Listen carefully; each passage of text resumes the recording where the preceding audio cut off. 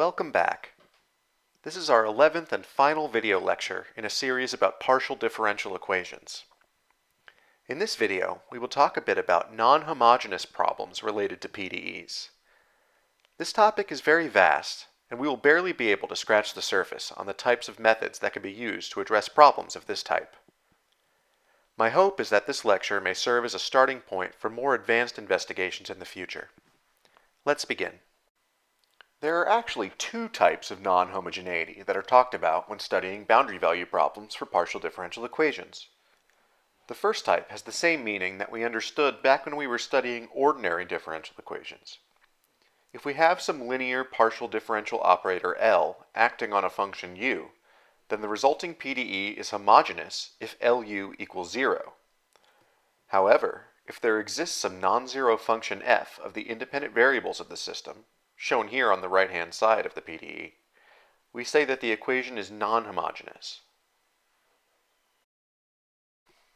For example, in the 1D heat equation, the function f of x and t may describe the rate of generation of some additional internal heat source, varying spatially in the system and in time.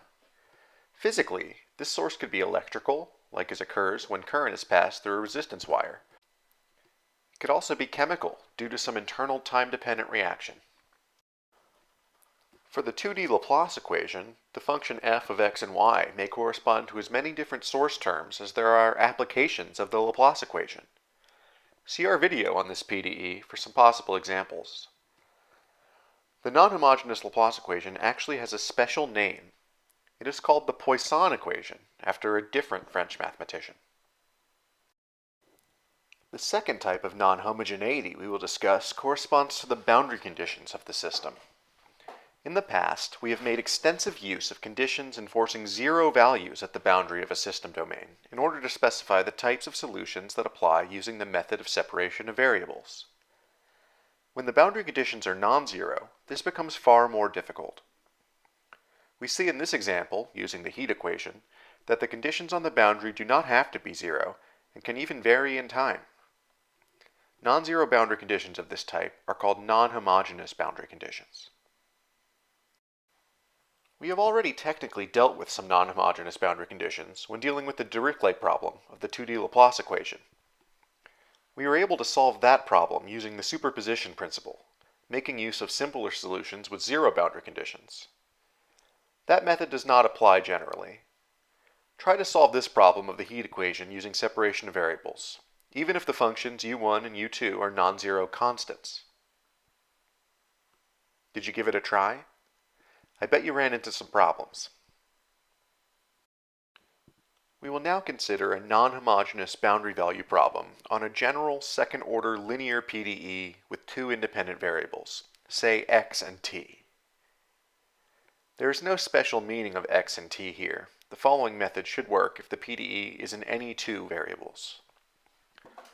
What is important here is that the non-homogeneities vary with respect to only one of the two variables. This method doesn't work if they vary in both variables.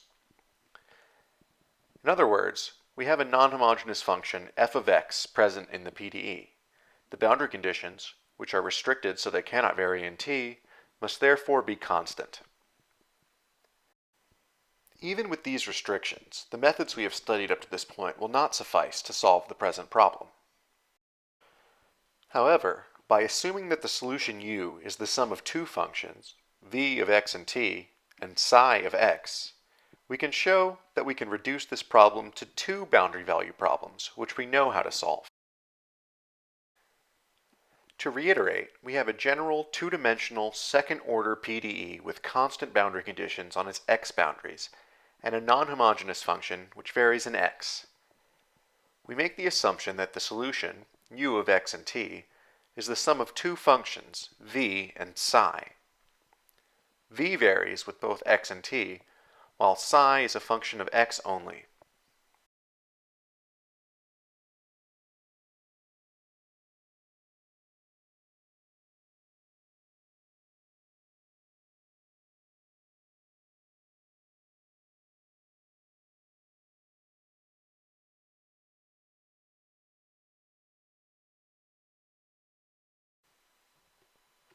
Plugging in our assumed form of u, we see that the resulting equation has all the partial derivatives of the function v, but only derivatives with respect to x of the unidimensional function psi. This allows us to split the problem in two.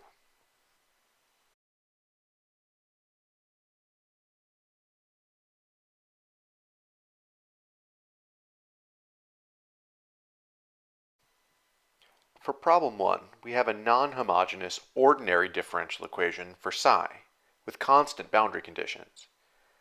This equation can be solved using methods we learned earlier for ODEs. Assuming that we can find its solution, we plug it back into our results above. This leaves us with problem 2, a homogeneous PDE in the function v, with zero boundary conditions. We can then apply the techniques we have learned in this video lecture series to solve problem 2.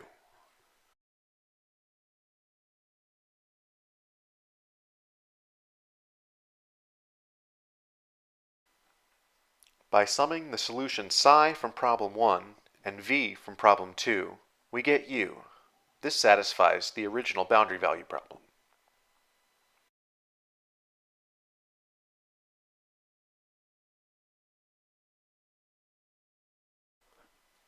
It is easily verified that the solution u satisfies our original boundary conditions, assuming that we correctly satisfied the boundary conditions in problem 1 and problem 2.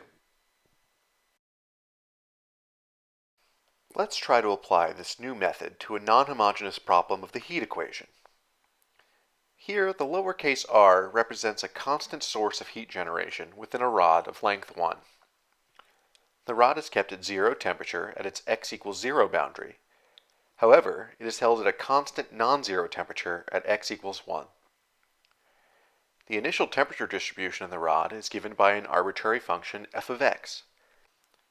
By now, this should suggest to you that we are looking for a solution in terms of an infinite series with a Fourier series converging to f of x at t equals 0.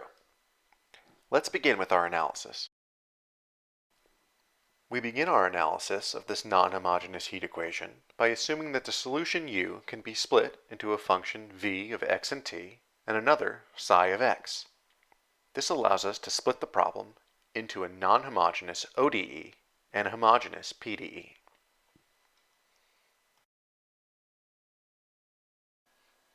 Using this method, we arrive at an ordinary differential equation containing only the second derivative of psi and a constant term. This can be solved immediately by integrating twice.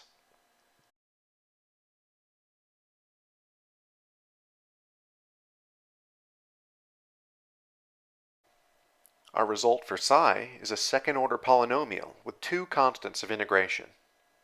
These can be found by applying the boundary conditions.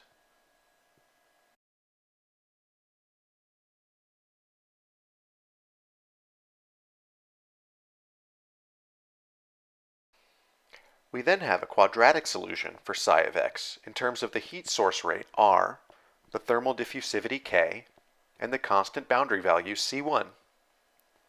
This allows us to proceed to problem 2, the homogeneous heat equation in V with zero boundary conditions.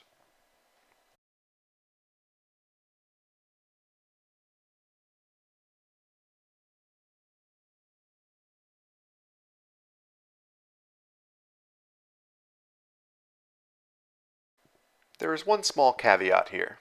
This homogeneous heat equation in V must be solved for the initial condition f of x minus psi of x. This is so when we add V and psi together to get the solution u, it satisfies our original initial condition f of x. That being said, this homogeneous version of the heat equation should seem very familiar to you. We've already solved it.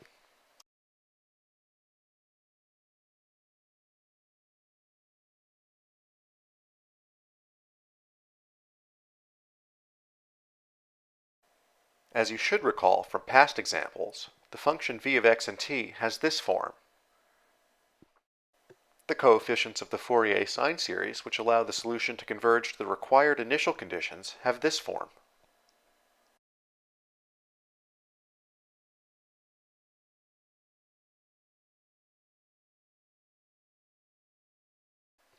Then, as we have shown, We can find the solution of our original non-homogeneous boundary value problem of the heat equation by adding together the results of problem 1 and problem 2. This results in the required function u of x and t. Let's assume that the initial temperature distribution in our problem is 0. The problem then models a cool rod that begins to generate heat at a constant rate, and is also put in contact with a heat source at one of its ends.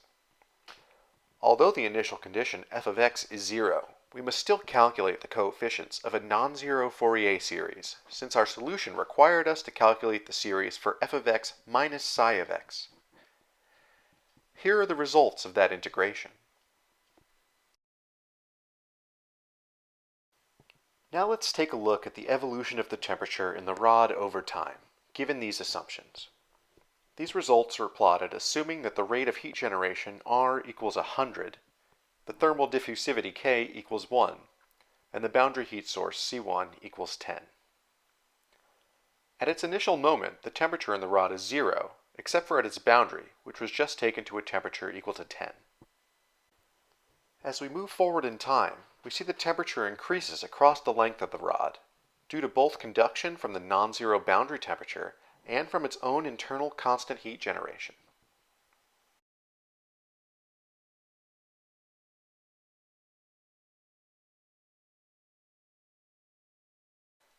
After some time, we see that the rod reaches a more or less steady distribution of temperature. This occurs when the rate of conduction out of the rod at its boundaries becomes equal to the rate R at which the heat is being generated internally.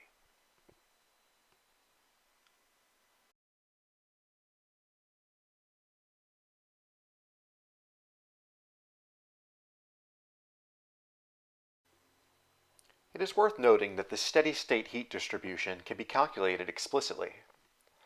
Taking the limit of our solution as u goes to infinity, the function v of x and t goes to 0. We are then left with the parabola psi of x, which is the ultimate steady-state heat distribution in the rod. Well, that's it. That's the last video lecture. Although these video lectures are no substitution for the classroom environment, it has been a lot of fun making them. I hope you had at least a little bit of fun watching them, and that you learned something along the way. Goodbye.